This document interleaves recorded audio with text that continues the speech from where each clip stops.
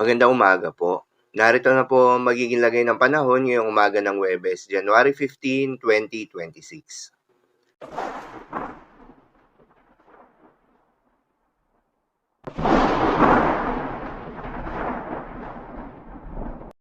Sa kasalukuyan na tayong sa pag-asa, ang bagyong Ada ay patuloy na kumikilos northwestward sa may Philippine Sea, silangan ng Mindanao.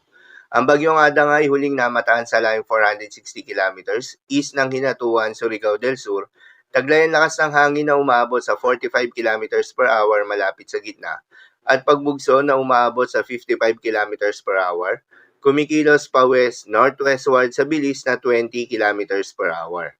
Dahil nga sa patuloy na paglapit ng bagyong Ada sa ating kalupaan, may nakataas na rin na tropical cyclone wind signal number 1 sa ilang bahagi ng Luzon, kabilang na ang Sorsogon at southeastern portion ng Albay.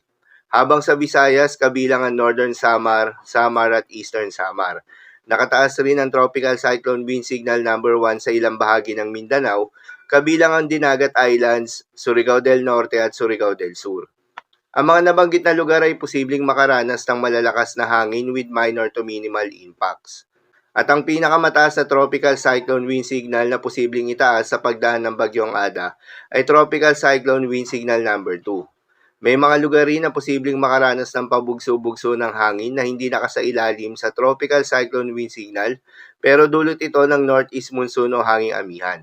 Kabilang dyan ang Batanes, Babuyan Islands, Ilocos Norte, Abra, Northern and Eastern Mainland Cagayan, Eastern Isabela, Eastern Bulacan, Aurora, most of Quezon, Camarines Norte, Camarines Sur, Catanduanes at Sorsogon.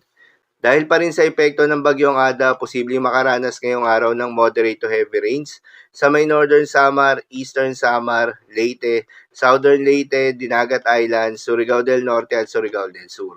Sa mga apektadong lugar, ingat sa mga posibleng banta ng pagbaha at pagguho ng lupa, lalong-lalo na sa mga lugar na inuulan na noong nakarang araw pa. Para naman sa magiging lakas sa track ng bagyong Ada, inaasahan na kikilos ito generally northwestward over the next 3 days. Inaasahan ng posibleng paglandfall o dumaan malapit sa may Eastern Visayas sa araw ng Biyernes o Sabado. Inaasahan na dadaan rin ito ng malapit o maglalandfall muli sa may Catanduanes sa araw ng Sabado o Linggo. Pagkatapos ay kikilos na ito generally northeastward sa may dagat silangan ng Luzon.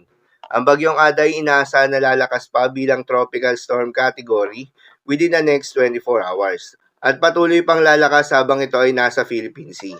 Paalala pa rin po palagi na posible pa rin ang mga pagbabago, kaya naman patuloy lamang na magantabay sa mga update nating ilalabas, lalo na ng Pag-asa. So yun naman po para sa lagay ng panahon ngayong araw ng Miyerkules.